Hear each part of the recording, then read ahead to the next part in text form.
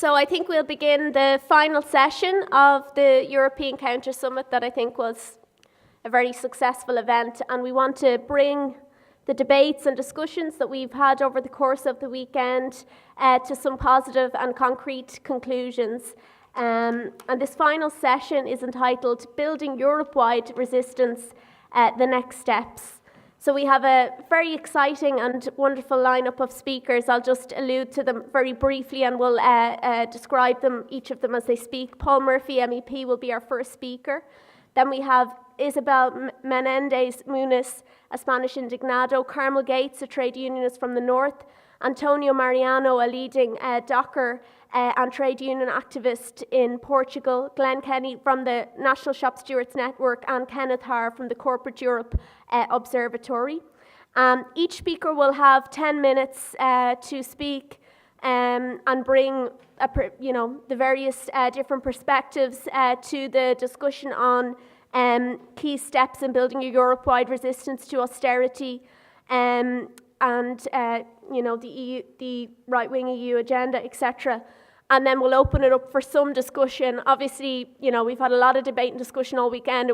We have a certain limit on the time in terms of finishing up and so on, but hopefully people will want to come in on some of the concrete proposals that will be raised from the top table. So without further ado, we'll bring in Paul Murphy, MEP for Dublin, who has hosted this event and hopefully will, I'm sure, have some important proposals for the discussion. Thanks. Thanks a lot, Laura. I think we've had an excellent debate. I've been genuinely invigorated by some of the discussions that we've had. I think we have a basic common agreement around a certain assessment of the crisis. We've had some debates about exactly what our programmatic response to that crisis is, but I think we have enough agreement in terms of most people who have spoken to have a basic consensus about the fact that we're facing a massive class war, the fact that the European Union is a driving force in that class war, and the fact that there needs to be a fight back, and that national struggles alone are insufficient, and we need to unify struggles across Europe as much as is possible. And so this discussion is precisely to see, well, how can we do that concretely? What can happen in Ireland in the next 6 months to expose and oppose the agenda of the Irish establishment, when they're getting their photos taken, when they're getting patted on the back by the elites across Europe? How can we put forward an alternative agenda, and also then how can we link in to a European fight back that's taking place? Where are we at in the class war that's taking place across Europe? I think it's still accurate to say that, broadly speaking, we're losing, in the sense that they are getting their austerity agenda through. They are destroying people's lives with drastic consequences for working class people, for young people, for unemployed people, for small farmers, particularly in Greece.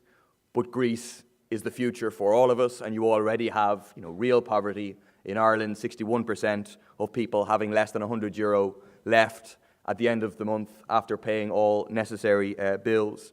But also, on a positive note, you can now say more clearly that the battle has been joined from our side, from the point of view of working people. For quite a long period, the Greek workers' movement, Greek people generally, were very much in the forefront of the battle and a little bit isolated in that forefront, whereby you had 20 general strikes, a really heroic role played by Greek workers in the struggle against austerity in their country and against what was happening across Europe.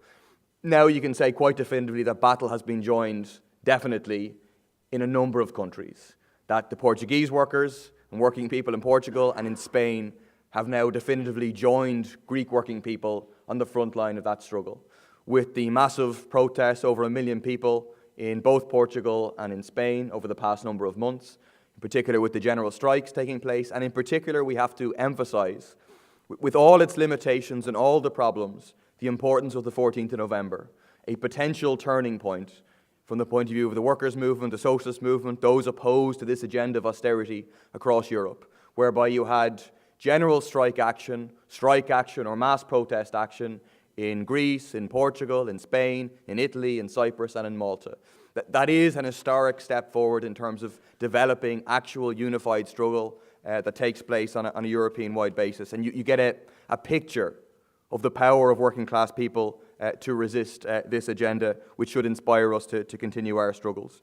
The question for this discussion, or an important question for this discussion, is how can that be developed further now? How can we build so that the 14th of November wasn't just a once-off that gives a glimpse of what may have been and then isn't built on, but it's seen as the first step in something bigger and as something that is actually capable of resisting and stopping the agenda of the capitalist elites in Europe in their tracks.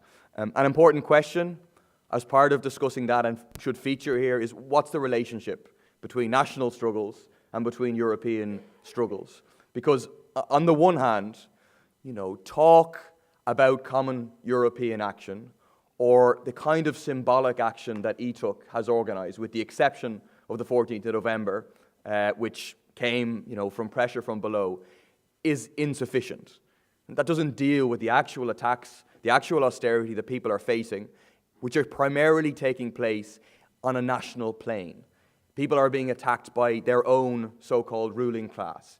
Under the diktats of the Troika, under the diktats of the Commission, as part of a coordinated response, a coordinated attack, no question, but the immediate focus of battle, the immediate place where people feel the attacks, the impact of the neoliberal agenda, is primarily on the national plane. And struggles have to be waged on the national plane in the sense of you have to organise the best possible resistance in each country in Europe to the actual attacks that people are being faced with, to all of the attacks that are being faced by the Greek workers, to the property tax faced with in this country, the other austerity attacks. You need to organise people for the most militant, most effective battle possible in each particular member state, in each particular country and context.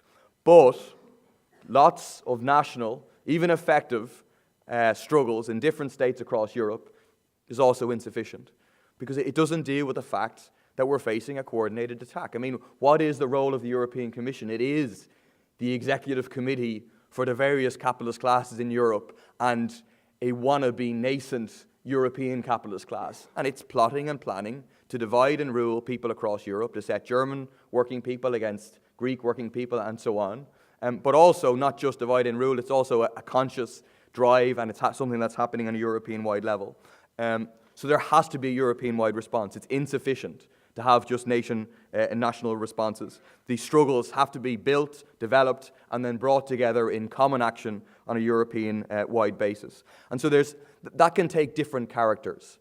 In and of itself, even symbolic action on a European-wide basis is important. It counteracts the propaganda, the divide and rule. It gives people a sense of the power. It refuses to say that Greek people are isolated all on their own. It gives people the sense that it's part of a broader battle. And so even things that aren't very significant, that aren't enough, are important. They're a step towards something like, for example, we initiated, and then GUI NGL, the parliamentary group of the left, the genuine left in the European Parliament, did have a series of protests across Europe, probably 2.5 years ago. There are other events like that that are extremely important, and also the discussions that happen on a European-wide basis. The likes of the Alter Summit initiative, which also has action linked to it, are extremely important. This isn't, sometimes people say it's kind of abstract, that you're demanding a European-wide response. It's not something abstract. It flows from the reality of the struggles that people are engaged in. Increasingly, you have a working class that is internationalized. Yes, it's based in particular contexts. Yes, it has particular consciousness faced with particular struggles, but it is internationalized. It's more and more affected by the struggles that take place in the other countries, partly because, or mostly because, it's the same conditions that people are facing and people understand. It's why they have the rhetoric that Ireland isn't Greece, Portugal isn't Greece, Portugal isn't Ireland, Spain isn't Greece. It's because they don't want people to draw the conclusions that actually we have a united struggle to be engaged in here. It's not an accident that the Indignados movement developed from actually a revolutionary movement in Tunisia and in Egypt, spreading across the continent, or spreading across North Africa and the Middle East, making the leap into Southern Europe, making the leap into the US, the impact it had on Occupy. It shows the interaction that exists between struggles. It's something that flows naturally. And so what is necessary, what is needed in terms of actually resisting this agenda is a European-wide general strike against austerity of a one-day character, at least initially. That's what's necessary. That's what we need to argue for. It's what we need to propagate. It's what we need to agitate. It's what we need to build pressure for from the base. As a step towards that, probably something more feasible is a general strike on the basis of the periphery or on the basis of the southern European states, building on the 14th of November, but going further, making sure that it has a more generalized character across those countries. Of course, that's easier said than done. There's no question about that. You can't just wish a European-wide general strike into existence. But it takes agitation, it takes winning people to that idea, and most importantly, it takes pressure from the base of the unions. And that's what some of the speakers here today, which is the challenge we face in Ireland, is about how that pressure can be built, how you can transform the trade union movement. It's the ETUC's follow-up to the 14th of November looks like it's going to be a step back from the 14th of November. And there has to be a movement and pressure built to make sure that that isn't the end of the process of European action, and that we agitate and develop the struggle further on an industrial plane. Just one last point, which probably won't be the main focus of this discussion, is it was Jim Larkin who said that the workers' movement has two arms. There's an industrial arm, and that's what probably primarily we'll be talking about, as well as the social movements and so on, and it has a political arm. And there is a point whereby working people across Europe are disarmed in the face of an onslaught of capitalist attack, propaganda, in the absence, generally speaking, of mass parties of the left. It disarms people quite badly. It allows the TINA, there is no alternative, ideological offensive to roll on, and without people feeling they have a weapon, a political voice to represent them. And so that's also part of the process of building the alternative, is building new mass parties of the left. They won't be wished into existence. They won't be brought into existence from above by European projects like the European Parliament, or the European Union wants to develop European political parties in a false manner, paid for with European money, with the view of having pro-European parties across Europe. It'll flow from the actual struggles that people are engaged in their particular countries, but also the question will be needed to be posed of those parties coming together on a European, on an international basis. Just concretely, and I will finish, to pose two issues about how we can have a visible opposition to neoliberalism, to austerity, and to militarization of the European Union. We need to pick a few events. It's not something that we just agree at this thing here today. We'll have to have discussions with the others who are involved in all these issues. But I think I have two ideas. We had a discussion in the militarization conference, in the militarization discussion, that we can follow up, about choosing one particular event of defense ministers meeting here to have something focused on the question of militarization, with all the various elements of the anti-war movement, Peace and Neutrality Alliance, etc., coming together to protest or have a counter-conference or something like that. The biggest EU summit that will happen here, the biggest EU meeting, is a meeting of ECOFIN, the European finance ministers, on the 12th and 13th of April, which is a Friday and Saturday. I think it would be very good if on that date there was a massive mobilization against them. I think what the Socialist Party is proposing to the campaign against household and water taxes, that we bring forward the demonstration that's currently planned for the 20th of April, we bring it forward to the 13th of April to coincide with that event as a massive protest against the property tax, against austerity, and targeted at these people to make sure there is a mass response as the force most able to bring out the numbers that we need. And then the other thing we need to discuss is on the 13th and 14th of March, which Kenneth will speak about, there's a European Day of Actions called by ETUC, but also a European Spring coming from the social movements. We should have something in Ireland on that date. There are people who have already signed up to that, AFRI, Debt and Development Coalition, and I think the Socialist Party would want to be part of that, and we should have discussions following on from this conference with everyone who's interested in that to make sure that we are represented on that date of European action. Thanks a lot. Thanks to Paul. So our second speaker this afternoon will be Isabel Menendez Muniz, who will bring a very important aspect to the discussion as her role in the Spanish Indignados movement, the movement of the indignant in Spain. Isabel has played particular roles in terms of health campaigning and the Citizens Court of Justice initiative, but will give a more general perspective on the Indignados movement in Spain, and we very much welcome that contribution from Isabel. Hello. I am not used to speaking in such an audience because we are always on the streets, so I am a bit nervous, but I hope I can communicate to you the force and the strength of the 15M movement, which the media has repeatedly said that is dead and has disappeared, but that I can assure you is more alive than ever. And it is changing at the moment the political agenda in Spain. And I want to thank Paul Murphy for inviting me to come here and expose what we are doing. I do not have a background of, I do not belong to any political group or to any union. I am one of the hundreds of thousands of, maybe millions of indignados in Spain. And I have come into this movement by the hand of my daughter, which has happened to many generations of my age. And right now, the fight is also supported very much by older generations, as the pensionists in Spain are also fighting for their own demands. So there was an intent of the government to criminalize the movement when it started, and to say that it was a movement only of young, radical, anti-system people. But now it is more and more difficult for them each time as they see more older people in all type of profiles and ideology on the streets. I have learned here that Ireland is not the good pupil that they always tell us, and that they compare us to them because they are doing their homework and they are not fighting and they are not on the streets, and that's why they are doing much better than us.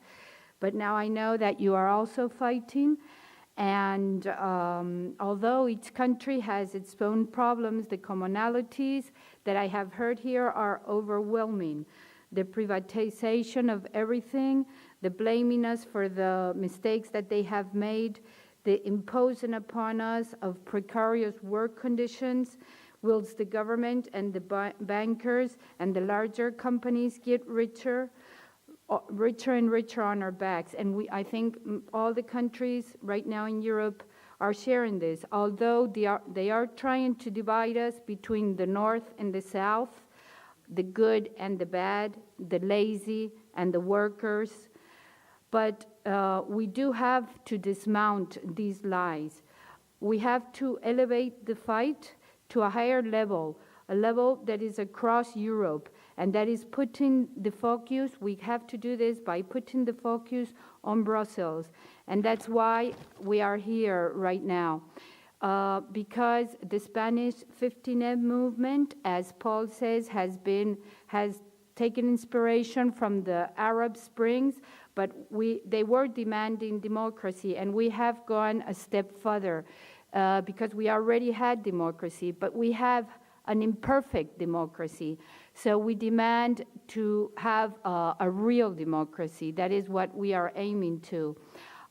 Because the Spanish 15M movement, as we call it, we do not call it Indignado movement, although worldwide it is known as the Indignados. For us, it's the 15M movement because it's the day that we started camping, the 15th of May in Sol, and this camping was amazing to the world and to us because it started after a demonstration with a few people.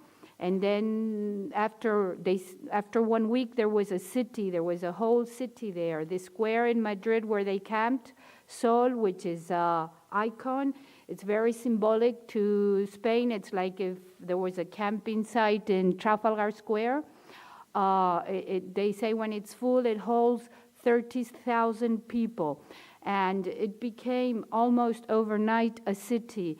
And they had all type of infrastructures, even a library and kitchens, and people brought things to sleeping bags so they could sleep at night, and we had even places to take care of children. I was not part of this. This was more the young people, but I was watching it and I was amazed, as the whole of Spain was amazed that this was going on and that it lasted so long. So when they finally managed to evict us from the square, this happened also when there was a municipal election in the region of Madrid. So it had a cost, and the unemployment was already very high and soaring in Spain, and the young people were very frustrated. So there were two movements called Real Democracy, and Youth Without Future, that are the ones that started this.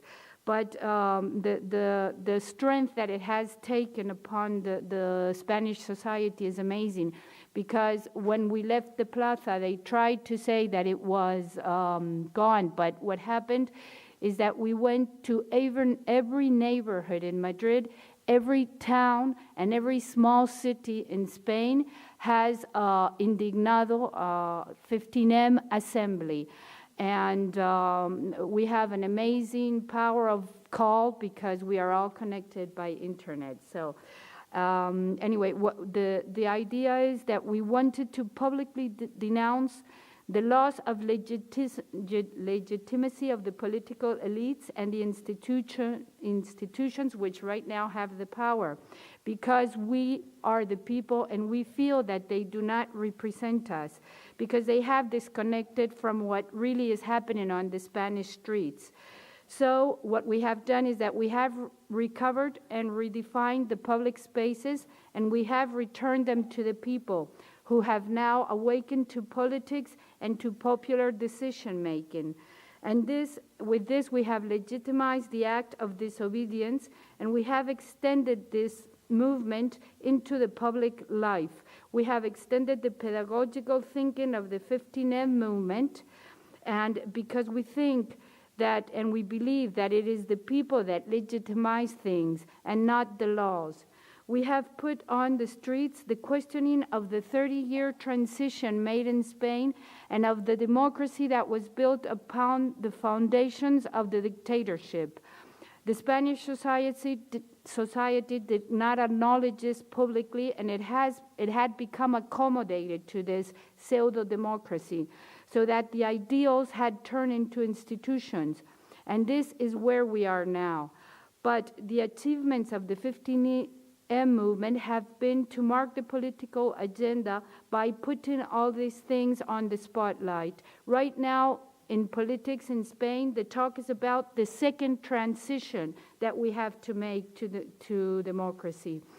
I also must add that what the young people in this movement, when they started it, what they have achieved, what they did was that they were brave enough to say publicly what we all knew, that is that the imperator was nude. It has not been easy for us, because we have been for 2 years struggling and fighting on the streets. And with this conservative party that has the largest majority in Congress in the history of democracy, they have really tried to criminalize us, and they identify us in the streets, on the demonstrations. We get fines, but we are very organized. There is a legal commission of lawyers that is always available in every demonstration, and by internet. They send that. We have their emails. We know who's on duty. We have their phone numbers. There's a whole structure of support behind this. So we work constantly on diffusion campaigns, and we are constantly dismounting all of the lies of the traditional media on the streets. Because the origin of the 15M is due to the frustration with the political panorama that we have in Spain right now. We have the PP and the PSOE. So we have called it the PPSOE because it is one. And what we want, as they say, the slogan that we have is, we do not want side A or side B of the CD. What we want is to change the CD. We want to change this bipartisanship that we have. And the slogans that were chanted by the 15M are now part of all of the society.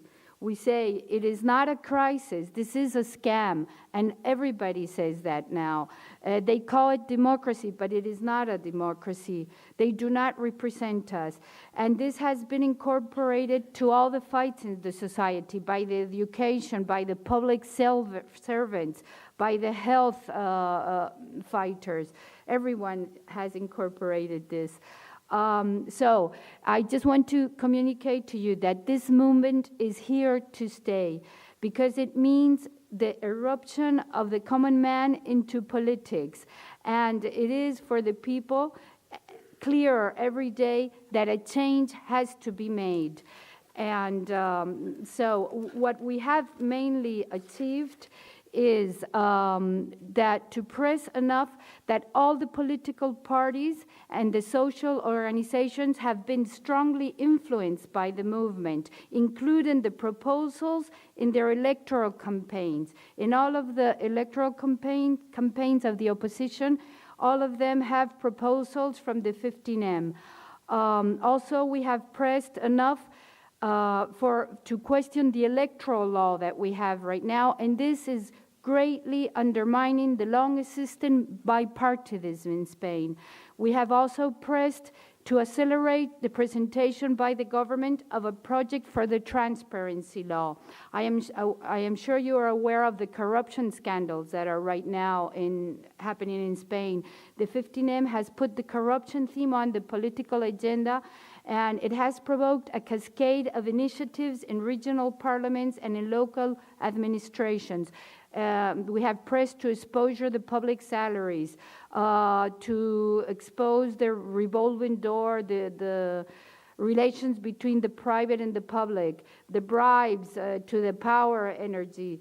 There is also a lawsuit of the 15M to put the bankers into jail, and the president of Bankia, which is the bank that we had to rescue with public funds, is right now facing a court order. We don't know what will happen, but it was because of the 15M.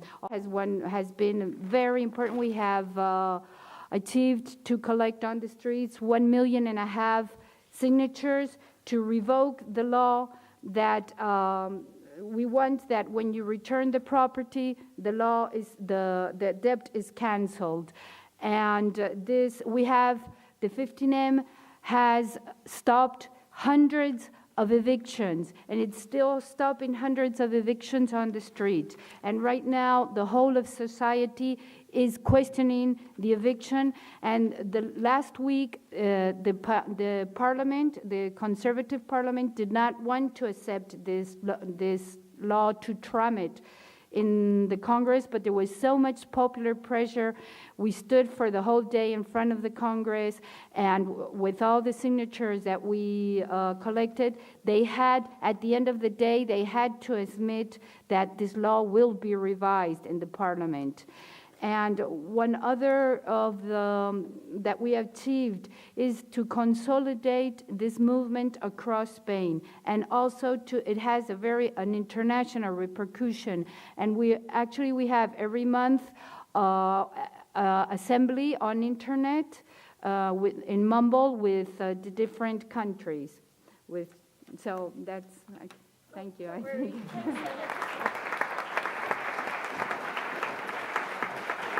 Many thanks to Isabel, and I think it was excellent to see the example of the youth inspiring the whole working class in Spain. It was an excellent addition to the discussion. Our third speaker this afternoon will be Carmel Gates. Carmel is on the executive of the NIPSA Public Sector Union in the North. Obviously will bring a very important perspective, given that the public sector is at the very much the sharp experiencing austerity very sharply. And Carmel is also a long-standing Socialist Party activist. So Carmel Gates. Comrades, I want to thank Paul for the invitation to speak, and I also want to congratulate him on what has been so far a tremendous weekend, and I think it's something that we will all look back on in months and years to come. I feel very privileged to be on a platform alongside some very esteemed colleagues, representatives of the resistance in Europe, and I think I'm very proud to be here alongside. I don't feel I've earned the right to be on a platform with comrades from Portugal and Spain who are engaged in very sharp resistance, a resistance that hasn't yet really taken the same pitch in Ireland or in Britain. And I think that we should all salute the comrades for the resistance that they're waging.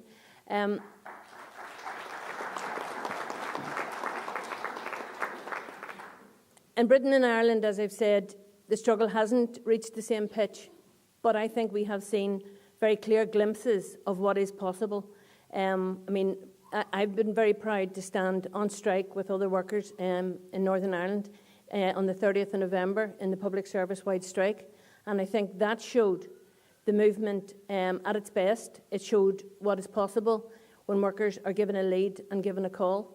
Unfortunately, that call has been sadly lacking, and the trade union movement in Ireland have played no less than a criminal role in the fact that they haven't risen to the task, they haven't led the march, they haven't led the strikes, and they haven't allowed us to fight back against the austerity which is crippling our society.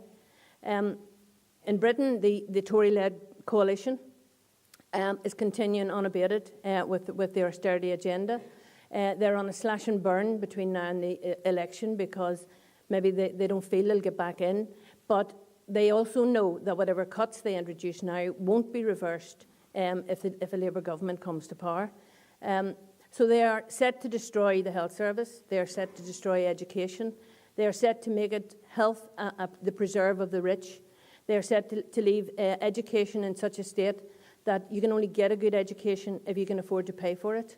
And that's what they intend to do. They are going to destroy everything that's not profitable and leave what's profitable so that their friends can make money out of it and off the backs of workers. And it is unfortunate, but in Northern Ireland, the Northern Ireland Assembly, which is essentially a coalition of Sinn Féin and the Democratic Unionist Party, are on the same, they're on the same road. They have swallowed the same lie that workers must be made scapegoats for an economic crisis we didn't create. They are selling the same lie that it's the sick, that it's the unemployed, that it's the disabled who are at fault. And if only there weren't all these scroungers, then everything would be so much easier. They are making the same cuts. They have set an agenda to make 4.3 billion cuts between now and the end of 2015. And it's going to be workers who suffer. I could give you loads of examples of what they have already started to do, but some of the examples that best show their agenda are the fact that Belfast City Hospital, which is one of the biggest hospitals in Belfast, had its A&E closed, not because it wasn't being used, not because the service wasn't essential, but because they decided that they couldn't staff it and they didn't have the money to pay for it. But at the very same time as the City Hospital A&E closed, a private hospital opened just up the road, a private hospital with a minor injuries unit. Now, I don't believe that that's a coincidence. Another example of what they're doing is just this week, the ministers, Sinn Féin's John O'Dowd, who's the Education Minister, along with the Alliance Minister, decided to cut the Education Maintenance Allowance. Now, that's a small allowance that was available for young people to encourage them to stay on at school. It was essential for working class families. It was a small amount of money, but it was a very important amount of money.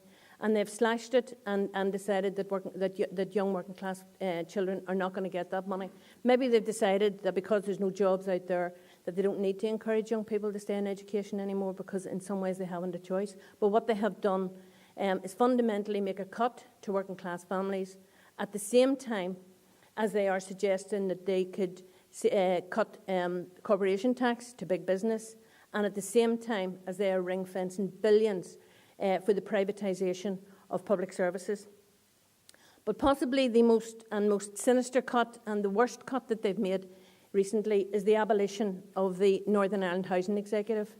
Some of you may know about the Northern Ireland Housing Executive, which is an organisation that was established to ensure the fair allocation of housing, of social housing in Northern Ireland.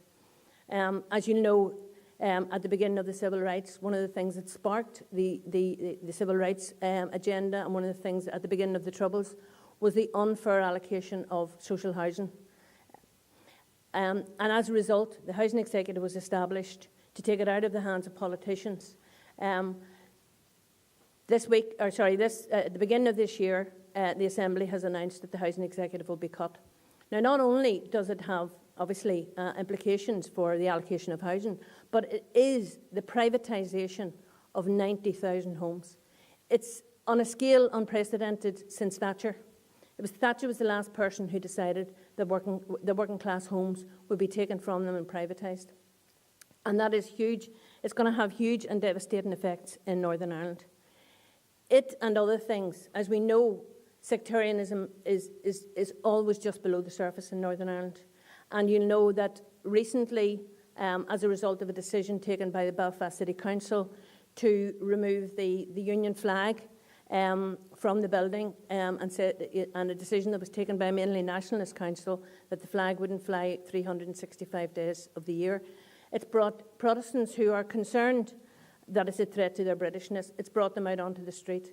And there have been some very serious protests that have resulted, as is always is the case, in an increase in sectarian tension, an increase in fear and an increase in worry, and is giving young people, particularly young people, the idea that the problem is not the state, the problem is not the economy, the problem is those on the other side. And whenever young people and working class communities see what they have disappear, see the jobs disappear in Northern Ireland, it's always easy for politicians to whip up the sectarianism and say, well, do you know what? The fault is not in your community, the fault is the other side. And as a result, these politicians keep workers divided. They whip up sectarianism when it suits them. And in East Belfast, thousands of leaflets were distributed to blame the Alliance Party for the decision and caused a huge increase in tension amongst working class areas. And these politicians are quite cynical in how they use the sectarianism because they know that a divided working class is not going to fight back. A divided working class, it's harder to galvanise against cuts in jobs and against cuts in services and against cuts in benefits.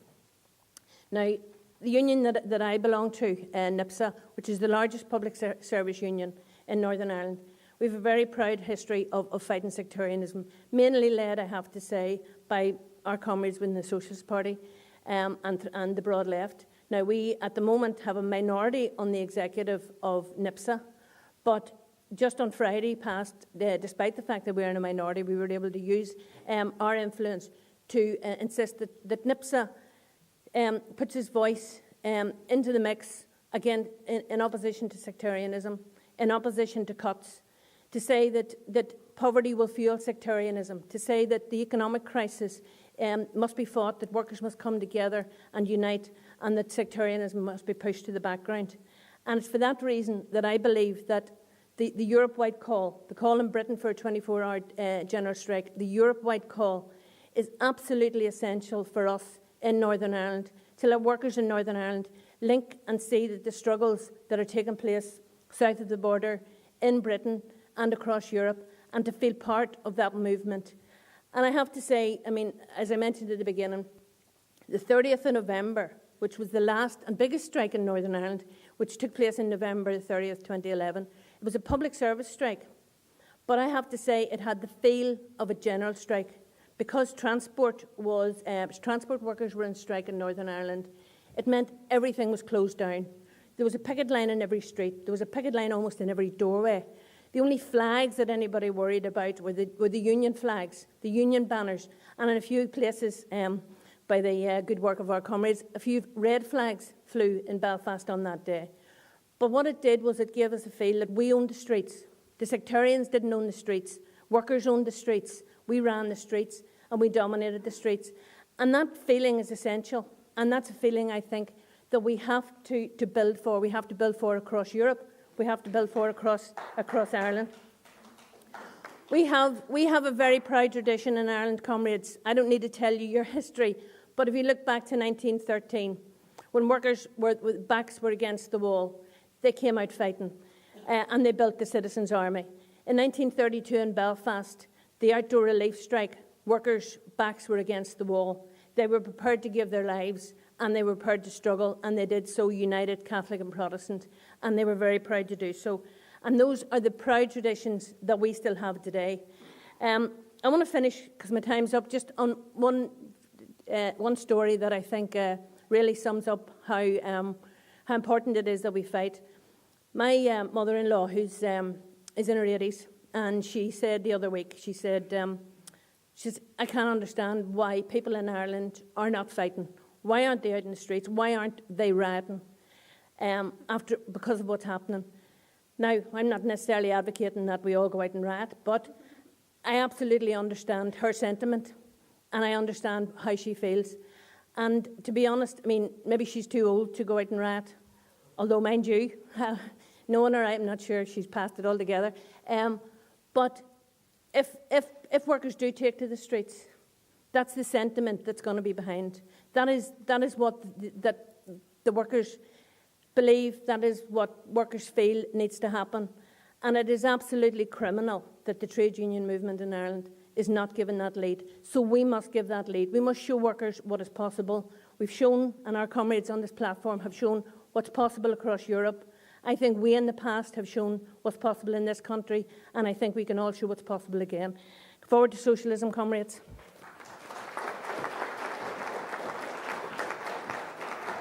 Thanks to Carmel. Our next speaker will be Antonio Mariano. As we said earlier, Antonio is a leading docker and trade union activist in Portugal, and will have something very important to add to the discussion tonight, given that they're very decisively joining with the working class in Greece and Spain in leading the fight back. So we're delighted to have Antonio, and please give him a warm welcome.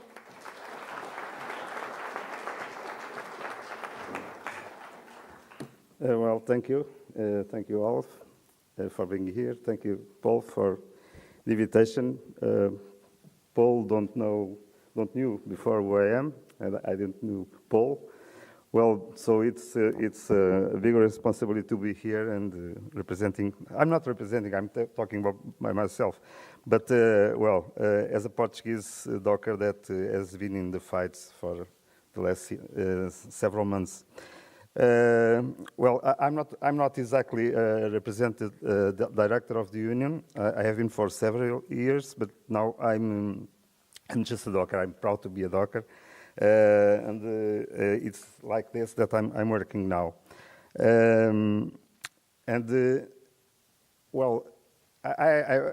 There's something else that I must say. I ask you to forgive me some pauses that I have, but the printer at the hotel was not okay. So, I like to talk improvising, but I need to do this today. It's clear. I have never been in Ireland before. I'm enjoying to be here. You have a nice city, only that way I know. But I don't know the rest. The closer I have been here from Ireland, was in '97 that you were talking about the struggles of dockers, and my longest tradition with the dockers was in fight, in struggle, was with the Liverpool Dockers in '97. When I came for the first time, the 500 Liverpool Dockers, they have an heroic fight there, and that's when I was closer to Ireland, but I've never been here. There were great moments there, and I never forget this struggle. But the dockers in Portugal, that's why I am here. We have always been.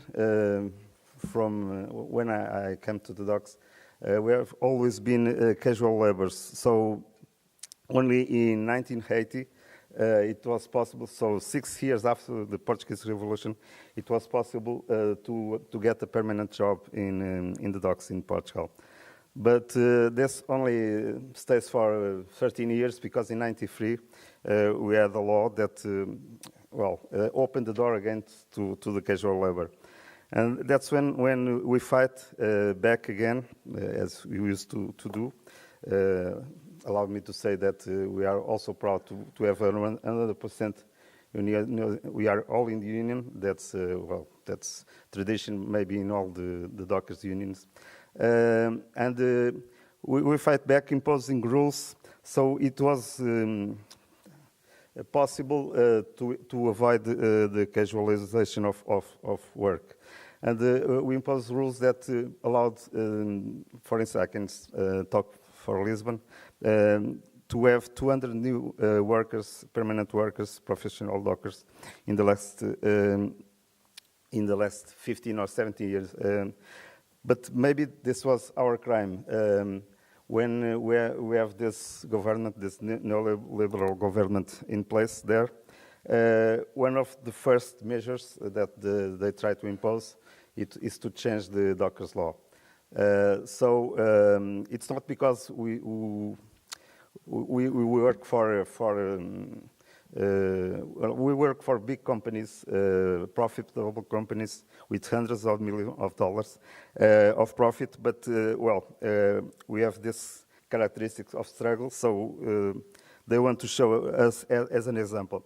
And that's why in the last months we came to the streets, because they want to change our scope of activity, and this means that of our jobs were not anymore for dockers, or at least for professional dockers.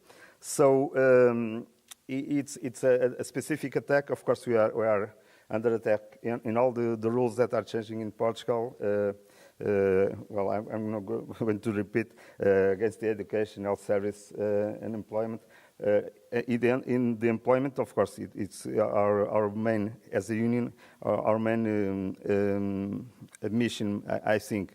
So we have this a strong attack, and we came to the streets. It's not also what we used to do, but there's no other way to contest the fight that the attack that they were doing against the dockers. The question is very difficult to defend ourselves when we have a president, a government, and a parliament that is all from the same color. At the same time, we had and we have the media all completely controlled by the economic groups. So we need to come to the streets and to explain in every demonstration. We have been together with everybody. I don't remember any demonstration where we have not been present. In the Alf.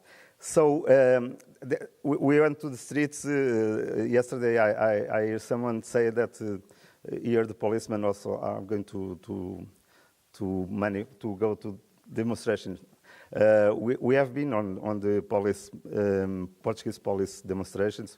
We have been giving our leaflets, explaining our fight, our struggle. We have been with the army, with the military also. We have been everywhere. So it was the only way to show our struggle. And maybe that's why I'm here. We have been so active in this process that also we have made important bridges, if I can talk like that, with the social movements. That it was something that was not happening in the past. The unions to one side, the parties to the other, well, sometimes with connections with parties and unions, of course, but the social movements always apart. And, what we understand is that our fight was for the employment, or to not be fired. And at our side, we had movements against the unemployment and for another fights they have. And we are so close in this process that,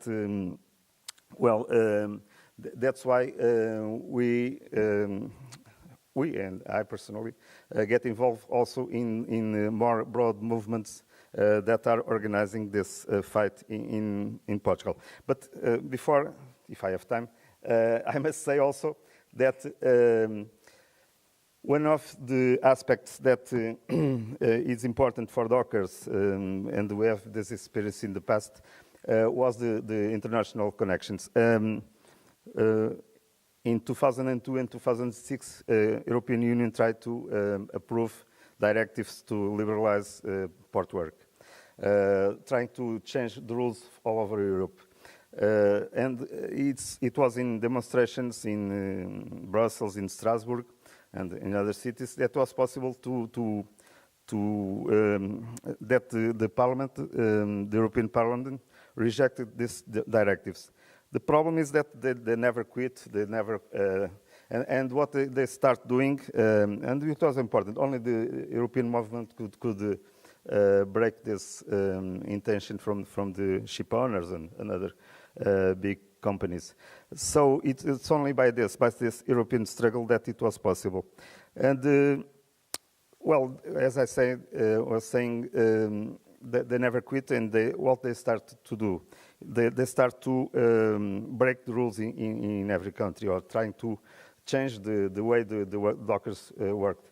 In Greece, the one ship owner from a company, a GTO, Global Terminal Operator, bought one of the terminals in Piraeus, and it was the biggest attack until now. And the second was in Portugal. They tried to liberalize not one terminal, but all the ports. That's where we are. They approved the law, even against all demonstrations. Well, agreeing things with small unions that represented 15% of the dockers, and not hearing anything about the other 85%. That's how they. It's a kind of democracy, but they don't listen to the people. That's the only conclusion that we can take it. So the law is approved. I want to say this. Approved with a big majority against us.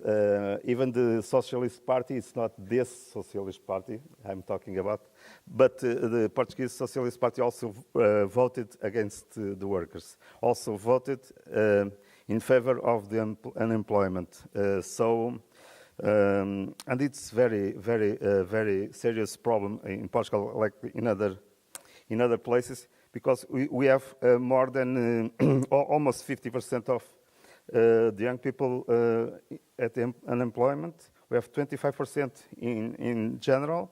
So it's a big problem, but the politics are always in this direction, facilitating easing the rules for firing people. It's always what they are doing. So let's then finish with the part of the issue, the European movement. We have this experience as a docker. We have this organization. We have two worldwide organizations, ETF and IDC, where we belong. It's after Liverpool Dockers, we start with International Dock Workers Council. And we have these two organizations fight for dockers around the world. But in this process, as I said before, we move close to the social movements. And after the demonstration of 15th September, where we were not there at 15th of September, we were invited. I was invited to belong to this platform. So it was 29 people organizing this 15th September, where we have more than 1 million Portuguese in the streets. And now I was invited to be here, to be in this platform. Before I came here, I sent, for instance, an email to is trying to put together different sectors, different parties, different unions, different movements, because each one makes its own demonstration, and there's not a place where everybody can be. So we have no I don't have no connection to any party. I'm going to finish. What we want to do is it's not only to have demonstrations. The next one will be on March the 2nd. But what we want is that everybody that is against this politics, this troika politics, this misery, can come to the streets and show that we are against it. I'm not going to be in Portugal on the 2nd of March because I'll be on Greece. But it's also important the persons. What we need is all together on the streets. You know, we don't want to be on the TVs. We just want to show to the politicians that we don't want not want this anymore. So, well, I think it's not everything that I want to say. If it was in Portuguese, it would be better. But, well, I hope that from here and from other initiatives, this network of Europeans that are against this politics can organize, can learn from each other, to know each other initiatives, and build something strong. But, well, I think that the solution will start to appear when one of the countries, I believe that in the front line is Greece, in the second place is Portugal. We didn't know in Portugal when the 25th April of 74 appears. Nobody knows the date of the revolutions. But I believe that in Greece or in Portugal, because they are in front line in this runaway to the misery, something will happen that will invert the course of the process. But meanwhile, we need to organize and to be together. Well, whenever it's possible. Okay, and thank you very much again.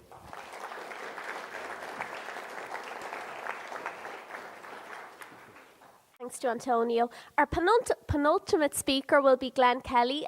Glenn is an activist with the National Shop Stewards Network in Britain, which is a very important rank and file organisation of trade unionists and shop stewards that is playing a vital role in pushing trade unions to act and take action against austerity and working with progressives in the union movement in Britain. And Glenn is also an activist with the Socialist Party in England and Wales. So thanks to Glenn.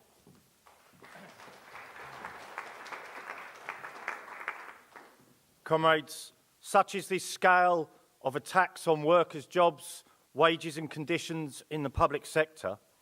It poses the most serious test for the trade unions in Britain in literally decades.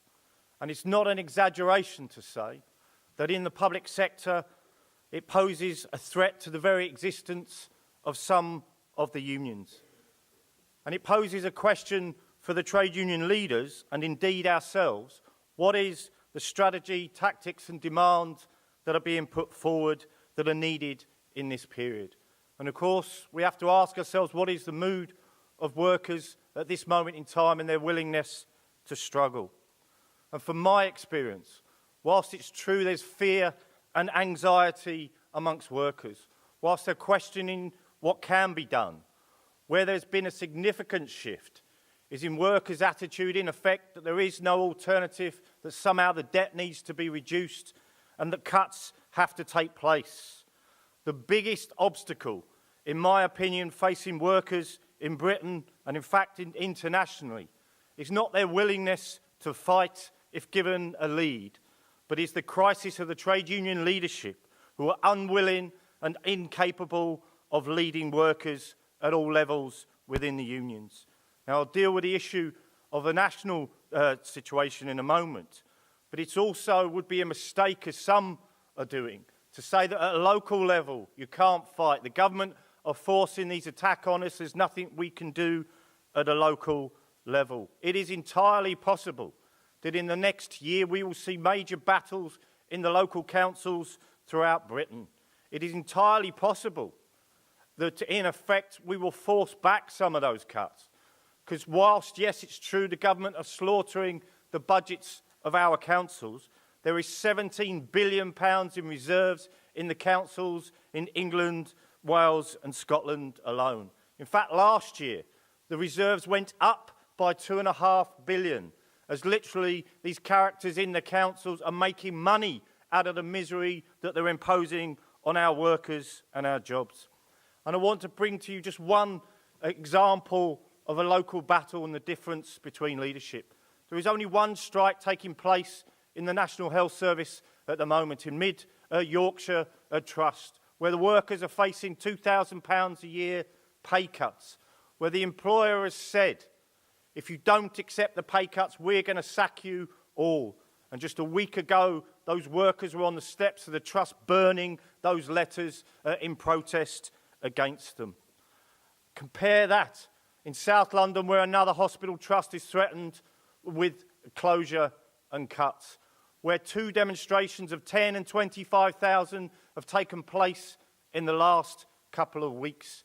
And yet, the trade union leaders in the local branch, in reality, have hid behind a community campaign and not lifted an ounce of a fight. The difference is, in the Yorkshire Trust, it is led by socialist and militant fighters of the Socialist Party, and in the South London Trust, in effect, it's run by useless right-wing trade union leaders. And we have to be careful, because sometimes when you battle away in years in the trade unions, it can seem like a long, hard slog. And we have to be careful not to look at tomorrow through yesterday's glasses. In my own council, Tory borough, where just 30% of the workers are in a union, of having years at times of workers, when you raise in the issue of strike action, looking at their feet, shuffling, thinking, oh my God, he's going to call me out on strike again. Our council sent out 4,500 letters telling workers if they don't sign up to a new local terms and conditions, they will face the sack. To date, 75% of those workers have refused to sign up to that deal. A couple of weeks ago, at a lunchtime meeting, I'd called 300 workers packed into the council chamber to express their anger and their willingness to fight. That is the mood that is beginning to shift. And unfortunately, when it comes to fighting cuts, the attitude of the national trade union leaders at best is, good luck to you, we're right behind you. The only problem is about 2 bleeding miles behind the workers in terms of giving a lead. But at worst, many of the trade union leaders' attitude is, well, the cuts are inevitable and we have to deal with it and just managing it. The truth is that too many union leaders have abandoned the idea that workers will struggle. They've accepted the idea that capitalism and the free market is all that there is, and have reduced their role to doing little more than managing decline. And increasingly we'll see the call to wait for Labour to be returned in Britain. Now, we've debated at this weekend about those that are not facing the threats, the 1% not facing the threats of austerity. But there's another group who've not facing the threats of austerity, of the union leaders who in effect make a fortune from our members' money. My own General Secretary inside Unison, £92,000 a year. His wife, an unelected Assistant General Secretary, on £50,000 a year. But for this creature, it's not enough.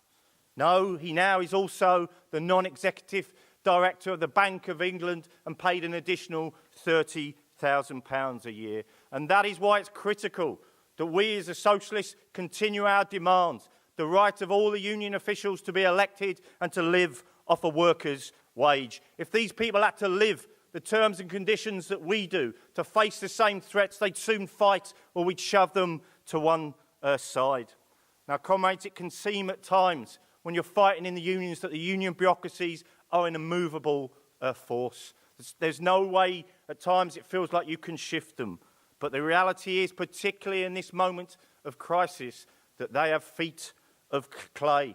And they understand their own weaknesses too in reality. And that is why they resort to bureaucratic measures. That is why they resort to avoiding elections. And that is why, in my case, they resort to witch hunts and bans. They spent £200,000 in Unison to ban 4 Socialist Party members, to remove me from the National Executive. They lost nearly 2,000 workers who defected to another trade union. And why? Because they were frightened of the ideas of socialists who can articulate the anger of workers, but also to give a lead.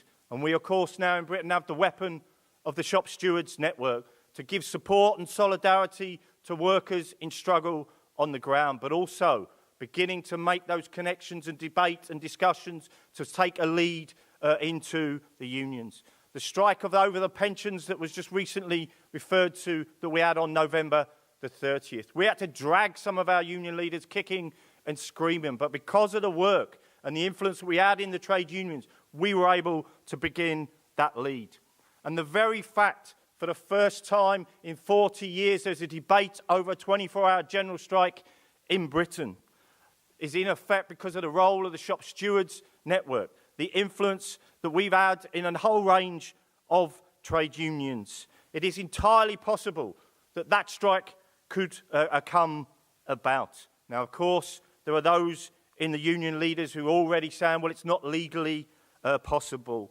Yes, it's true, we have vicious anti-trade union laws in Britain, but the reality is the general strike in Britain is not taking place, is not because of the union laws. The biggest obstacle is the cowardice of the trade union leaders. If they had the will, tomorrow there's 2 million workers, council workers, who are currently in paid talks, 1.5 million health workers to be joined by teachers and civil servants. If there was the political will to take that, it could take place in essence tomorrow. In mid-March, we'll see what will be the next round of public sector battles, with the civil service union in which our comrades are 50% of that leadership looking to take strike action over the attacks on them. Hopefully then to be joined by the teachers union in the middle of March. And we have a struggle to try and draw the rest of the unions, including my own, into that. There is an increasing anger of workers against their own union leadership. They will seek to find whatever way around their own union leaderships. It is entirely possible that a 24-hour general strike in Britain could take place. It is possible that industrial action could, in effect, to bring down this condemned government. But then it poses the question, what is the alternative programme and who politically can carry that out? That is why, comrades, we cannot separate out the debate and discussion about the need for industrial action for what is the alternative political view. I believe the tide is swimming with us as socialists. It is the time for militants to win back and take control of their union leaders. And I believe, like the civil service union was won by the Marxists, that we too now can begin building that alternative. Thanks very much, comrades.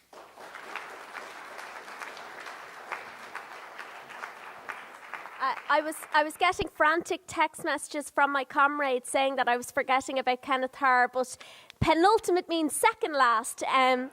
So Kenneth Harr from the Corporate Europe Observatory will have the enviable position of getting the last word in, and we're obviously delighted to have Kenneth and thank him for contributing, and he might make some specific points also about the Alter Summit initiative that Paul referred to in his introduction. So Kenneth. Thank you very much, and thank you to Paul for inviting me. I was very happy with Paul's introduction. I could have said that almost, except maybe for the Jim Larkin quote. I'm not that smart. My name is Kenneth. I work with a group. I'm with a group called Corporate Europe Observatory, based in Brussels. We work on a daily basis monitoring the business lobbies and their influence on EU policies and strategies. You don't need a microscope to detect that. It's massive. We're not just a research group. We work on building resistance as well. And for the past couple of years, we've been very involved in various networks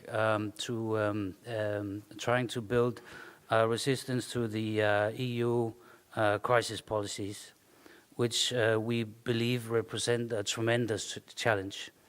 What we see is, we think, not just circumstantial policies, but a systematic attack on welfare, democracy, and social rights, and an attempt to establish the European Union along the lines of what we would call authoritarian neoliberalism. And we believe that's reflected in the loan programs, in the austerity treaty, in the six-pack and the two-pack and the Euro Plus Pact and wherever that's already been adopted. And we believe there is much more to come. As you know, these policies have been met by impressive resistance in many European countries, Greece, Spain, Portugal, to name but a few. The problem is that these voices and these protests are rarely heard in Brussels, rarely felt. You can see huge mobilizations in one or two countries, and it will have almost zero impact on those that have power in the EU institutions. So if we are to win battles at the EU level, and we believe that is indeed necessary, we need to be able to create some sort of European unity, coordination, common campaigning, and common actions. There have been pretty positive signs over the past couple of months, and I would, as Paul did, stress the 14th of November, a huge and impressive day of action, organized. Well, on paper it was an ETUC initiative. In reality, it was built by mainly the Portuguese, the Spanish, and the Greek trade unions. But the 14th of November can only be a first step. Luckily, there are several initiatives ongoing, being built to build on the 14th of November. I cannot mention all of them, but I would single out two that I think are important. And the first one is about actions during the EU Spring Summit in mid-March. On that occasion, a network of about 35 social movements from across Europe have called for a day of action on the 13th of March at the national level under the slogan of Our Democracy Against Their Austerity. There will be actions in Belgium, Germany, France, Austria, Denmark, I think the Netherlands, yes, Brit says, in Spain and Italy, and hopefully Ireland. The following day there will be a European demo in Brussels, the 14th of March. And I guess some would say, well, isn't that something that's going on all the time? In fact, over the past couple of years, even though the agenda of the European Council has been extremely dangerous in many ways, despite the fact that they have passed very, very serious reforms of EU legislation, there has been very few voices in the streets at the same time in Brussels. We would see that years ago, but over the past couple of years, practically nothing. So we're taking, we believe, a first step to ensure that not only on the occasion of this summit, but coming summits as well, there will be other voices, there will be protests in the streets, there will be actions of trade unions and other social movements. I should say that the 13th and the 14th of March that coincides with an initiative by the European Trade Union Confederation. They too will have a day of action on the 13th. Our idea is that in those countries where it is possible to have cooperation between other social movements and trade unions, then that could be a good thing. In some places that will just not be possible for political reasons, and my guess is that maybe Ireland would be indeed one of those places. The second initiative I would highlight is called the Ulster Summit, or the Other Summit. The Ulster Summit is a coalition that has been building up since March last year. It is a coalition of, say, 100 progressive trade unions and other social movements. And the project is, or the idea is as follows. In order to be effective, in order to be strong at the European level, we need a coalition of trade unions and other social movements. This coalition should be able to have common demands, a common focus, and should have methods of coordinating between one another. At the moment, a manifesto is being discussed in these movements all over Europe. It is to be finalized at an event in Athens from the 7th to the 9th of June this year, by about, or so is the plan, about 5,000 people from across Europe are to meet at this event in Athens to adopt the document finally. Hopefully, or so is the plan, this will not be just another declaration. But last year, I was at, I think, 7 or 8 different European conferences that ended up with a nice piece of paper, and most of them were pretty similar. And then afterwards, very little happened. The plan is that the Alta Summit is to result in not just a common political platform, but methods for coordinating in the future and an action plan. It goes for both these initiatives, both the mid-March mobilizations and the Alta Summit, that personally I would really like to see some of the Irish energy, more of the Irish energy that I've seen at this meeting in there. So please consider if this would not be something that you could jump onto. Thank you.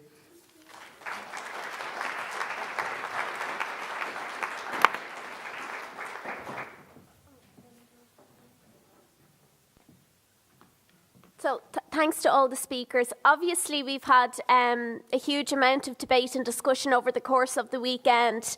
Some very important points were made, some specific points were made by our speakers, and by all means we want to give the opportunity for those participating from the floor to give some feedback on that, but I'm not proposing that we open up for a massive discussion, only because really it's the final session. We've had a lot of discussion over the course of the weekend, and we're quite limited in terms of time, unfortunately, because we're due to finish up here at 5:30. But can I take indications? Do people want to make some points, contributions? Tennis mentioned an issue. The reason why we don't know what's going on in other parts of Europe is the sectarian, egotistic politics that takes place among so-called socialist left groups. I attended a meeting last year in actually London by the Coalition of Operating Systems. Now, except for Jeremy Corbyn and a French African woman, I never met such ignorance. There was no political class analysis. I even heard a member of the Link telling us we have bypassed Marxism. How can we bypass Marxism when we have an economic crisis where we see 87,000 people from this country who have emigrated, where we are told people are terrified of opening their doors because of the banks, and where we have the gunshots of Fine Gael and Labour millionaires while people are being forced onto the dole queues. We have to have a class political analysis, a strategy of going forward, of unity, and of the way out of this. We're not going to get this by pulpit preaching. We have to be on the ground opposing any right-wing economic strategy and attacks against the trade unions. The march on the 9th of February, we were told over 100,000 came out. The last time that happened was 2003 for opposing the war of Blair and his cronies in Iraq. We all know that that wagon, Thatcher, left an awful lot of damage. We can all moan the other asshole, Merkel and Sarkozy and all these people. And we can sit here pulpit preaching. We have to offer a strategy out of this. We have to come together, instill a bit of hope, class and solidarity, and to oppose the economic agenda of the right wing. Pastor Nemo Muller, famous words. First they came for the Jew, I did not speak out. Then they came for the trade unionists, I did not speak out. Then they came for the bow down county, and I remained silent. Oh, We have 2 minutes gone now, Con, if you can wrap it up. We have to actually say an attack against one, in the words of Connolly and Larkin, an injury against one is an injury against all. Solidarity, unity, and a fight against the fascism. Thank you. Just give it back to the person. Yeah. So can you go back to Pamela, please? Thanks. So speakers, I'll tap after 2.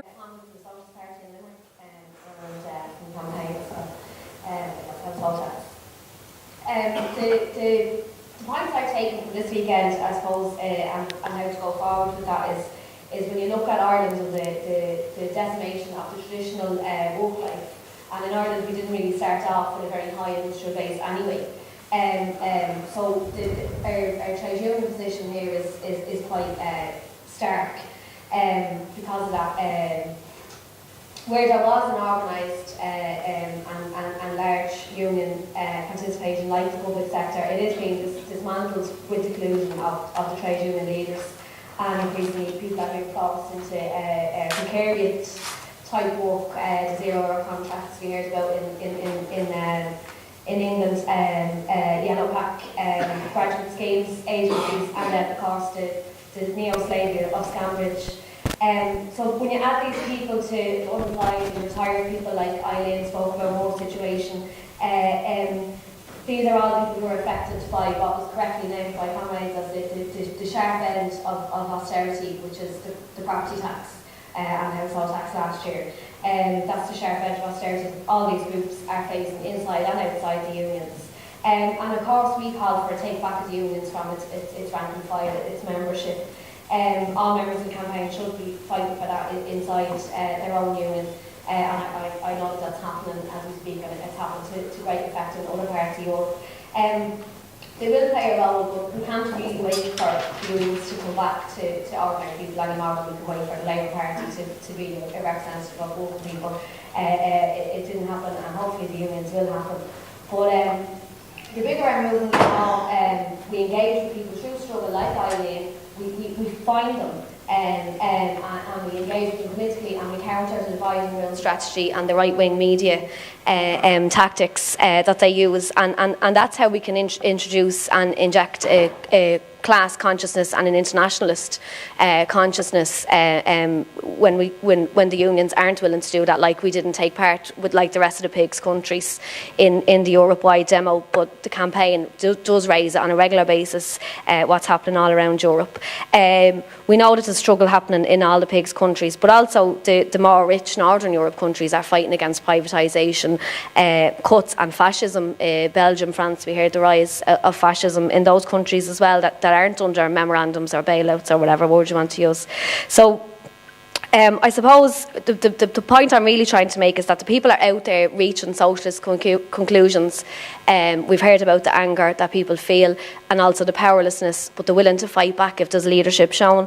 So the campaign is out there on the doors with the postcards, and hopefully in an election campaign, if the campaign decides to go ahead with that in the locals, and it gets to reach people that have never been part of a union but are reaching the socialist conclusions without the leadership. We get to reach them and then bring them into a movement that is ordinary working people like themselves. We can reach them and link them into the struggle in Ireland and all around Europe. Thank you. So Terry. I just want to say that to everybody and the Spanish comrade of Indignados, I'm from Barcelona, from Spain, Catalonia, and I want to say that in Europe, the workers and the different organizations, we need to change our way to change the governments in the European Union, because I was in the first night in the 15M, the movement in Barcelona. And for example, in Spain, we have a lot of people and a lot of majority with a lot of workers that want to change the government and the rules of the country. But we are not doing the good way to do a revolution, because we're doing all very soft. I mean, 15 or 18 years ago, or maybe I go too far away, but in the Soviet revolution, there was a real revolution for the workers. Now the powers of Europe, so the working class, like people who, for example, in Spain, who start doing this movement of indignados, going to squares, sitting in the square and waiting that somebody change of the powers, see that there is somebody in a square sitting and they will not change. We need to change this way and start doing more aggressive acts. I don't think that in the Soviet Russia revolution of Lenin, if they start sitting in squares waiting that the Tsar will change, I think this is not the way to rule. I think we need to prepare a real revolution, aggressive, doing aggressive acts, and not sitting in the squares with, I saw in Barcelona, with posts and people just talking not real ideas. I saw, for example, one post in Barcelona in the square about that we are the 99%, and I don't think that we are the 99%, because I don't think that everybody of here, all the workers, we don't fight the capitalism being the 99%. I don't fight the capitalist next the fascist, or I don't fight the capitalist next the racist, or next the man who bump or punch women. I mean, we need to unite the real workers, the real socialist marxists and communists for a real revolution, and not just sitting in squares and not doing real aggressive acts. Okay, thank you. Thank you. Cian, Christina here. Constantly hearing that socialism, it's unworkable, it's a disaster, it's over-idealistic, and capitalism is the only sensible way. Well, if capitalism does work, then why are there unemployment rates of 15 to 20% in many Europe, EU countries? Why are people sleeping rough and going hungry in so-called first world countries? Why are even working people in poverty? The answer to this is that capitalism is not working. It's forcing people to pay the bankers' debts through wage cuts, through tax rises, and it's diverting money from job creation and from public services. Now, during the boom years, the capitalists throughout the EU were smugly pointing to the failure of socialism. They thought that people had been seduced by capitalism. What the boom did show was the fickle nature of capitalism. It can't be controlled. It can only operate on the basis of boom slump. During boom times, it throws the workers a few crumbs, but it takes them away during the slumps, as every neoliberal government throughout Europe has now done.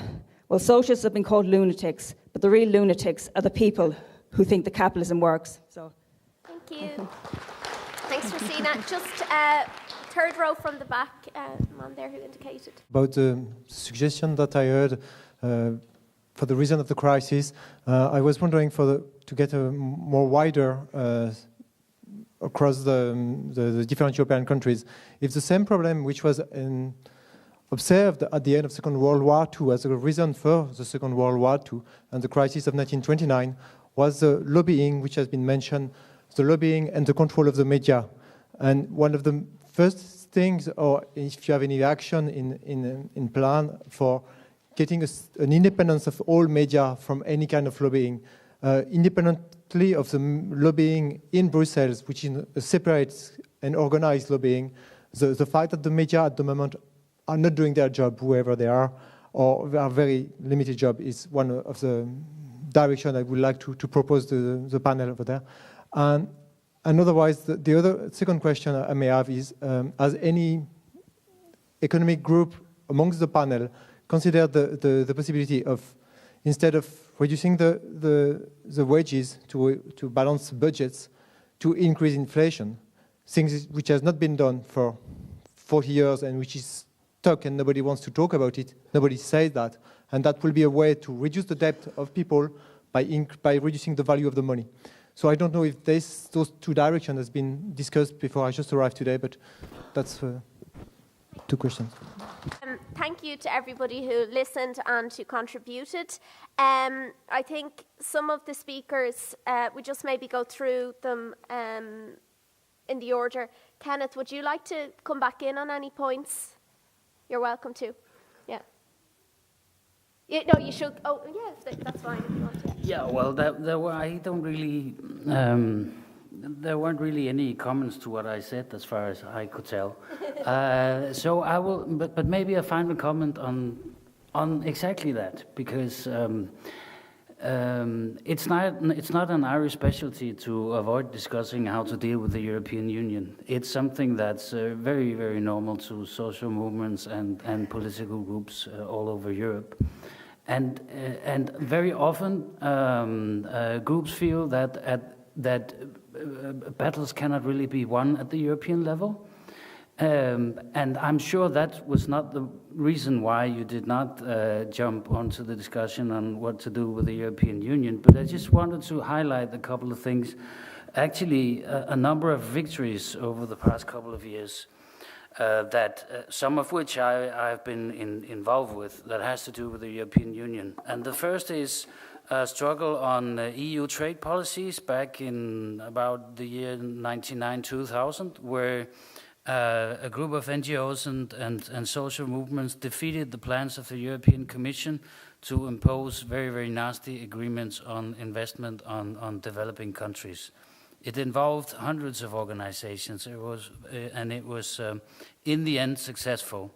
Second, there is the Port Directive that Antonio spoke about.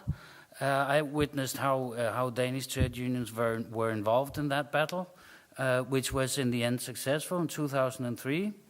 Then in 2005, 2006, there was a major struggle on something called the Bolkestein Directive, which could, if it had been adopted in its original form, represented a massive attack on wages. There's been victories on privatization of water, on the EU constitution at least, and I could continue. So that's just to stress that if we put energy into it, we can actually win battles at the European level. And we need to do that, and we need to do that in the coming years, otherwise we're in big trouble. Thank you. Many thanks, Kenneth.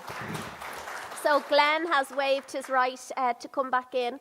Antonio, would you like to make any points in relation to anything that came up?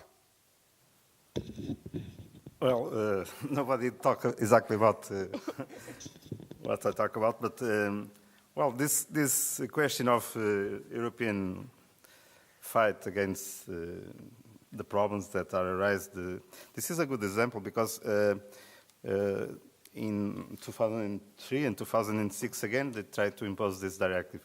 The lobbies of the ship owners and big companies tried, and the problem is that we are in another phase now. Now you have the financial crisis from the States to Europe. Everybody's paying the speculation that happened in these last years, and now the attack is more, how can I say, more brutal. About the ports, what we have, if I can go in deep with this question, is just a phrase in the Portuguese memorandum of understanding. I think it's like this. There's only one word about the dockers: shortening, or something like that. The scope of activity. It's not the way to solve the Portuguese problems. This word is there not only because there's an attack on everything against the Portuguese workers, but in this case because also the capital is profiting from the situation. We have big companies in Portugal, some of them are not Portuguese, in the ports. They are negotiating this particular deals. For instance, as I say about the docks and about the dockers, and because if this European attacks didn't function before, in our case they are trying to attack, as I said, country by country. And the problem is that when what is happening now is that in this attack, there are different stages of attacks. There's as I said before, we have Greece in front, we have in second place Portugal, very close to Greece. I am sure about it. But that's the way to have all the countries split in this. There's not have been, well, it was the 14th of November, but there's not have been until now this organization, this network of to fight back the attacks that are happening here against European workers. And well, that's what we have to deal in this next month. The problem is that the attacks are daily attacks. Everybody, I wake up in Portugal, I'm worse than the previous day, and I don't know everything. I try to be informed, but I don't know everything what's happening. So it's a very how can I say it? I don't know a word in English, but it's very difficult to try to react against a series of attacks, daily attacks. And as you said before, and in Brussels they don't listen to us. They don't care about it. They try to break rules every day.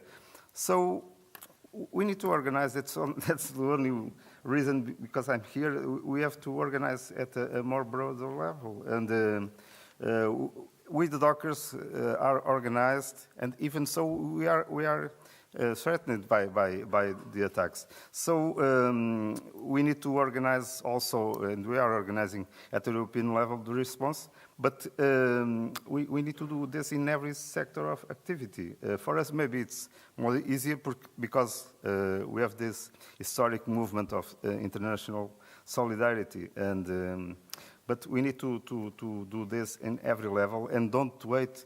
That's the message I want to well, I have nothing to teach to Irish, but never, let's not wait to be like the Greeks and the Portuguese. Thank you. Okay. Carmel, do you wish to make any points? Oh, you're very good. I'm sure he'll be delighted. So Isabel did want to come back in. Obviously, some points are raised in terms of the Indignados, or the 15M movement. Yeah, I wanted to answer the question of our Indignado, Spanish Indignado here too. This about elevating the violence within the 15M movement, and that this critic that we just sit on the squares and wave our hands. Yes, this has been made, this critic, mainly by people that is not involved in the movement. We have reflected a lot about becoming more violent, and actually that would be a very good thing, a very good excuse for our conservative government, which in every of the demonstrations has infiltrated police, especially to provoke us into violence and to have a perfect excuse to finally finish us up. Plus, we know that the violence would only alienate us from the majority of the citizens. That is one thing. And the other is that we do recognize that there is a need to elevate social movements into a higher level. And this higher level is by taking a step further into global approach and coordination. I have been part of and I am part of the movement that is coordinating the Alter Summit in Spain from the 11th to the 17th of March. It's called Reacción Ciudadana, the organization of basically 15M assemblies, ATTAC, and other social organizations. We plan to have many events. First, a great demonstration. Secondly, a campaign of information with specialists in the Europe theme and of other specialists that will be linked to social movements, with the objective to inform the population as much as possible during this week about all the treaties and the politics that imposed upon us by Brussels. We want to shift the focus now on to Brussels and the effect that this is having on the population, the effect are the reforms that we are suffering, the cuts, the privatization, the austerity, and finally this will be followed by a week of actions to visualize the fight, and that will be centered on themes that are pressing socially as unemployment, housing, banks, health. There are many organizations that will collaborate, and we will be occupying lots of institutions throughout all of Spain, hospitals, banks, city halls, and of course we are coordinating this on a European level by assisting to coordination meetings, direct contact with people, and working on this international coordination. And I would like to invite Paul and everybody that is interested. I have the email of our coordinator, and I have the manifesto that we have already written in Spain on this. So, Thank you to Isabel, and thanks to all the speakers. Okay, before I bring Socialist Party MEP for Dublin, Paul Murphy, in to sum up the discussion, but also sum up the weekend, I just want to make a couple of quick announcements, because I know if I leave it to after Paul, people will be getting up and won't listen to me. So just to, first of all, announce something very positive, that last night, those who partook in the social event raised €360 for the anti-fascist committees in Greece. Couldn't be a better cause. And just to say, there'll be a further opportunity to donate to the same. There'll be people with buckets collecting money for the Greek anti-fascist committees straight immediately after the meeting and the session finishes. So do give generously.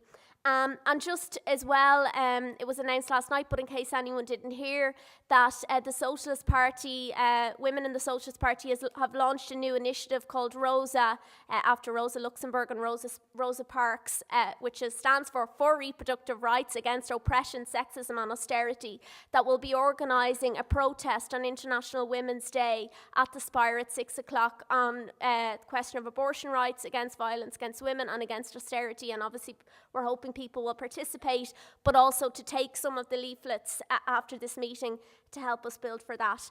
And if anybody has liked what they've heard over the course of the weekend and want to continue the debate and discussion with us, and activity and action as well, make sure you leave your details with us at our stalls outside this meeting straight after we finish. So without further ado, Paul Murphy MEP will sum up. Thank you.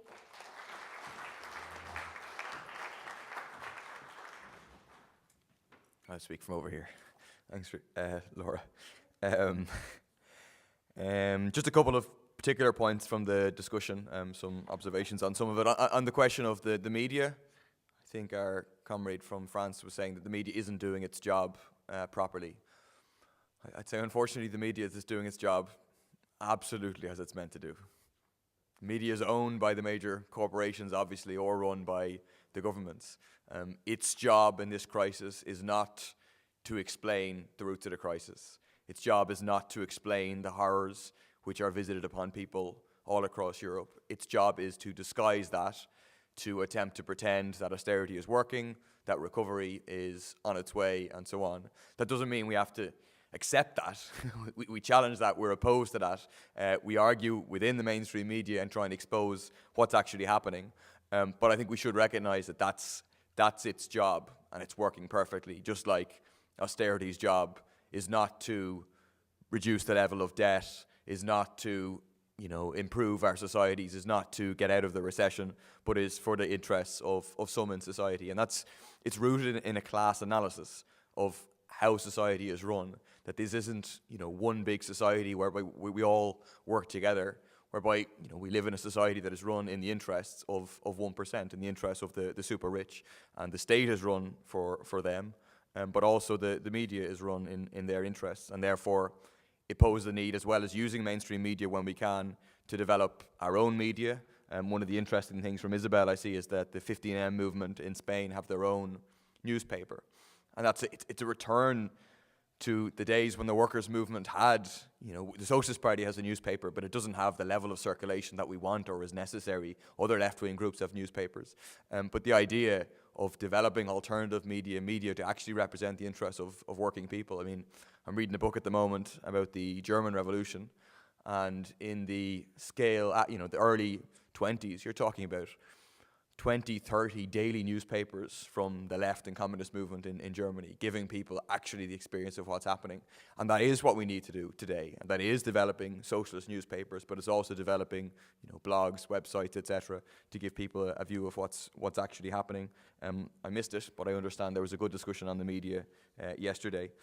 Just secondly, I think an interesting point was raised about the assemblies, the Indignados movement in Spain and elsewhere. Look, I don't think those involved, or most of those involved, I don't think they think that just through engaging in popular assemblies that capitalism will collapse in and of itself and that, we'll do away with this system of austerity. I think that's, it's self-evidently not the case. And if there are people who think that, then obviously they're mistaken. There is a problem in the sense of the question of state power. By just sitting in a square, absolutely, you're not necessarily challenging for state power, attempting to, build a fundamentally different state. And so there is a need fundamentally for a clash with capitalism. I think, the point is, it's not that the clash has to be violent from the point of view of protesters. The point is it has to be effective, which means the mass of people out in the streets. It does mean militant tactics. It does mean direct action. But it means, above all, like the power of the working class, trying to mobilize the power of the working class who have the ability to shut down society because of their role in production. I think that's what it means. But I think you have to recognize the extremely positive features of the Indignados movement and the popular assemblies. So they've placed on the agenda for people all across Europe the question of democracy. The question that there is no real democracy. That's quite a profound point, actually. It goes to the heart of how capitalism is run. We obviously have an extremely undemocratic process. I thought Kenneth's phrase of authoritarian neoliberalism, it sums it up perfectly, what we're facing across Europe. But capitalism in and of itself, in any case, is a fundamentally undemocratic system. And so placing the question of democracy on the agenda, the question of real democracy, which fundamentally points to where does power lie, etc., is extremely important. But also, secondly, you do get a glimpse of the idea of how society could be organized differently. It's not perfect, it's not rounded out, there are problems, all of that, but the idea of people coming together to discussing the problems that they're facing, discussing alternatives, discussing resistance, that's an extremely positive movement. I mean, the fact that you have in Greece now, which there is no active enraged movement now in Greece, which is the equivalent of the Indignados, but you had an experience of squares being occupied across Greece with loads of initially young people, but then infecting the workers' movement and older workers, then coming and getting involved and giving a new impetus to the workers' movement in Greece. The fact that you have that experience now as a reference point is very, very important.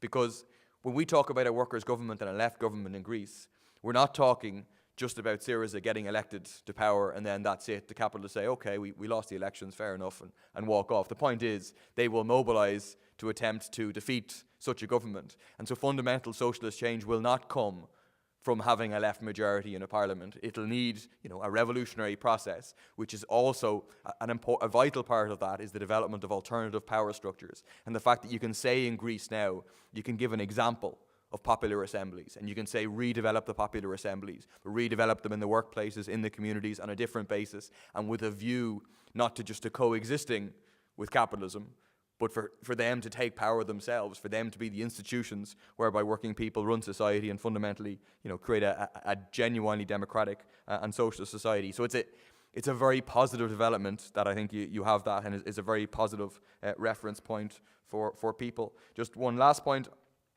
Kenneth said that I think he's right. Well, in terms of the 13th and the 14th of March, that if ICTU calls something, it probably will be problematic. I think it's also extremely likely that ICTU won't call anything at all. I mean, if you want an example of how not to take up the question of European-wide action and the role of Europe in this process of austerity, you look at the political program or the political basis upon which the demonstration last Saturday was called upon, which was to be honest, it was a pro-government, anti-Europe, give us a better deal on the debt, not attacking their own so-called ruling class, not seeing that the government, which large elements of ICTU support, the government is not just an unwilling pawn in this process of the Troika, but the government is a driving force of austerity, is a willing participant. So I think, whatever comes out, we have to argue for the strongest possible thing, but I think it's likely to be extremely weak. And I think the idea of, people working together, including the Socialist Party, for something on the 13th, I think, certainly is something I would be in favour of and something we should continue the discussion on. And just some final concluding overall remarks. The first point is, I really think it has been an excellent weekend of debate and discussion. I think today we feel the effects of last night, but we raised €400 for anti-fascist committee, so that's okay. I think you have had really vibrant discussions and debate.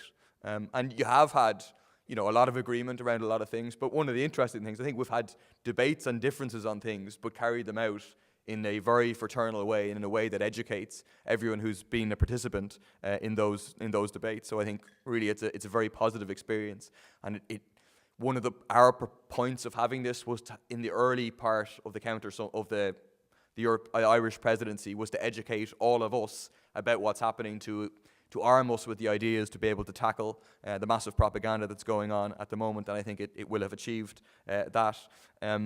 Obviously, it doesn't happen by itself. I have a number of thanks that I would like to make. First of all, because they're the ones responsible for, or played a very important role in us enabling us to have that debate, is a very big thanks to all of the speakers who came and agreed to speak, both those who travelled, and a particular thanks to them, but all of the speakers who came to speak, extremely important.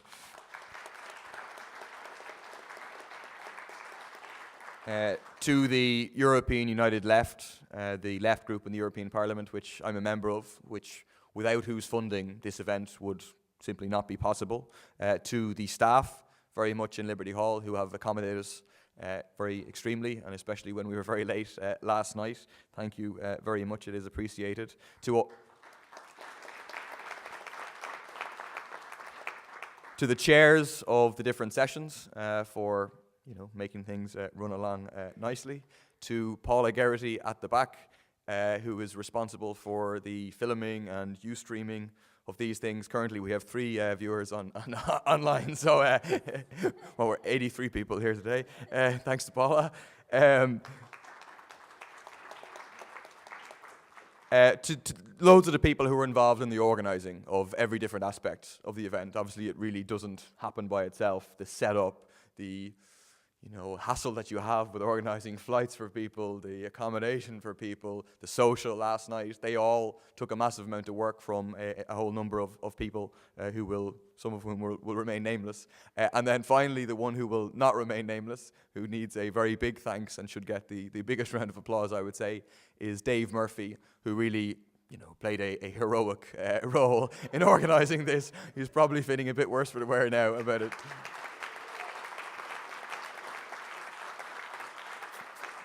And then just finally, look, we in the Socialist Party, we're committed to dialogue, debate, discussion with working class people and the left about these key issues that are facing people.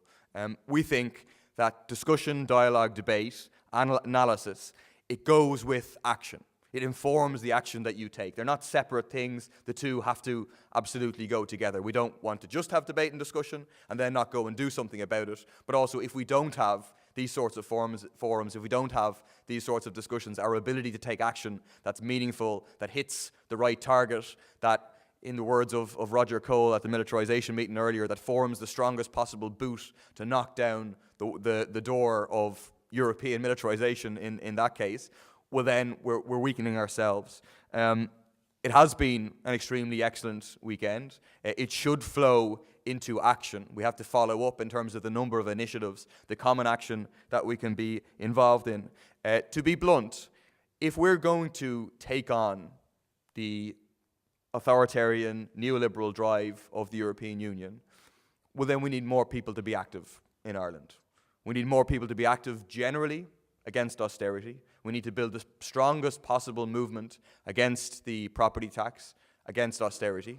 And that's a fight that many people here are involved in. If people aren't, they should consider getting involved, and also involved on the other issues and campaigns that exist. We also think that we need to build a strong socialist movement in this country. That the socialist analysis of what's happening, linked to analysis about the power of working people to resist, is essential. If we want to build the strongest possible movement to resist austerity, a socialist movement is an essential part of that, a core in that. And we want to build a socialist party. And so we would encourage people that if they are interested in what they've heard over the weekend, if they're interested in debating and discussing further, if they're interested in joining the Socialist Party, to obviously to contact us, to be in discussions with us, and to see what they can do. And then the last point is what we've got 4 months left of the European Summit, and this is good in the sense of you have a strong, ideological opposition to what's happening up the road. They're not allowed to go off unchallenged. But it does need to be brought onto the streets. There need to be mobilizations against what's happening. They can't get away with 6 months of meetings in here with major ministers, etc., and very little happen. There needs to be mobilizations. And so that's something like I and my office will be extremely active on, together with lots of other people over the next period of time. And so if people are interested in assisting with that, they should again get in touch and see what we can do. And lastly, thanks to all of you for coming along and engaging in the discussions. Thanks a lot.